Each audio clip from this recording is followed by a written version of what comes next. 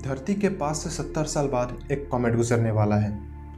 Finland में रह रहे 8 दोस्त बिल्कुल उसी तरह एक्साइटेड हैं जैसे हम और तुम उस कॉमेट को देखने के लिए होते। मूवी की शुरुआत होती है एमिली यानी एम के साथ, जो कि एक डिनर पार्टी पे जा रही होती है। करंटली वो कार ड्राइव कर रही है और कार ड्राइव करने के साथ ही वो फ़ोन पर अपने बॉयफ्रेंड केविन के साथ बात कर रही है। केविन पूछ रहा है कि क्या वो एक ट्रिप पे जाना चाहेगी वियतनाम में। एम काफ़ी हेजिटेंट है और वो बात कर रही होती है कि तभी फ़ोन का सिग्नल चला जाता है और जैसे किसी इनविजिबल फोर्स ने मारा हो, फ़ोन का स्क्रीन क्रैक हो जाता है। ये एक छोटी सी बात है, लेकिन यहीं से सब कुछ की शुरुआत होती है। एम फाइनली माइक और ली, जो कि इस डिनर पार्टी के मेज़बान हैं, उसके घर पे पहुंचती है। वहाँ है ह्यूग और बेथ, आमिर और लॉरी, और साथ में है केविन। लॉरी है जो केविन की एक्स गर्लफ्रेंड थी। सो एम काफ़ी इनसिक्योर है उस चीज़ को लेके। बट यही तो चलता है एक नॉर्मल से डिनर पार्टी में। हंसी मजाक चल रही है, कोई किसी से जल रहा है, वाइन की ग्लासेस बज रही है, पुरानी यादें ताज़ा हो रही है और अचानक से बिजली चली जाती है। पूरा मोहल्ला शांत, सारे लोग बाहर देख रहे हैं, कॉमेट आसमान से गुजर रहा है। पर दूर एक घर है जहाँ लाइट जल रही है। कोई पूछता है कि क्या ये कोई कोइंसिडेंस है, बट नहीं, ये उस भयानक नाइटमेयर की शुरुआत है जिसे हम प्यार से कोहेरेंस कहते हैं। ह्यूग और आमिर डिसाइड करते हैं कि वो लोग उस घर को देख के वापस आएंगे कि वहाँ आखिर चल क्या रहा है। जैसे ही वो लोग उस घर को देख के वापस आते हैं, ह्यूग के चेहरे पे एक छोटा सा कट है और आमिर के हाथ में एक बक्सा है जिसके अंदर मिलता पिंग पोंग पैडल और साथ में है कुछ तस्वीरें। हर तस्वीर के पीछे एक नंबर लिखा हुआ है।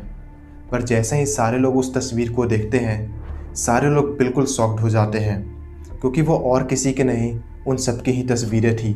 आमिर बताता है कि वहाँ भी सेम डाइनिंग टेबल है, सेम 8 लोग हैं जो कि बैठ के डिनर पार्टी कर रहे हैं, बस हल्का ड्रेस डिफरेंट है एंड पोजेस डिफरेंट थे। अब ह्यूग डिसाइड करता है कि वो उस घर के बाहर एक पोस्टर चिपका कर आएगा जहाँ पे लिखा होता है क्या हो रहा है। वो उस घर पे पोस्टर चिपका के आता है तो वो देखता है कि उसके दरवाजे पर भी सेम पोस्टर सेम हैंडराइटिंग के साथ लिखा हुआ है। सारे लोगों की यहाँ पे रूहें कांप जाती है और सबको समझ नहीं आता कि क्या हो रहा है। तभी एम, केविन, माइक और लॉरी ये चारों ग्रुप बनाकर जाते हैं बाहर देखने कि आखिर चल क्या रहा है। उनके हाथ में ब्लू ग्लो स्टिक्स है ताकि अंधेरे में एक दूसरे को पहचान पाए। जैसे ही वो कुछ देर अंधेरे में आगे जाते हैं, उन्हें सेम 4 लोगों का एक ग्रुप मिलता है, बट उनके हाथ में रेड ग्लो स्टिक्स थी। वो दोनों ग्रुप एक दूसरे को देख के काफ़ी डर जाते हैं और दौड़कर वापस आते हैं। वापस आने पर सबके चेहरे पर एक अजीब तरीके का कन्फ्यूज़न था।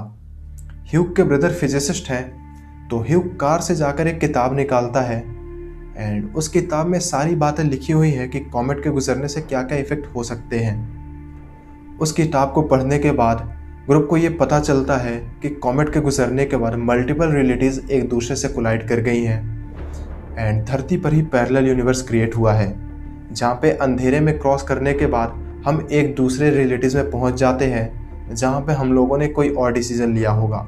जैसे कि एम ने कार में उस समय वियतनाम ट्रिप के लिए हाँ नहीं कहा था, बट कोई ना कोई ऐसा रियलिटी होगा जहाँ पे उसने हाँ बोला था। यहीं से कहानी और इंटेंस हो जाती है। लोग पैनिक कर जाते हैं। माइक जो कि ड्रंक है एक दूसरे माइक से लड़ने लगता है। लॉरी केविन को किस करने लगती है क्योंकि एक डिफरेंट रियलिटी में वहाँ अभी तक ब्रेकअप नहीं हुआ है।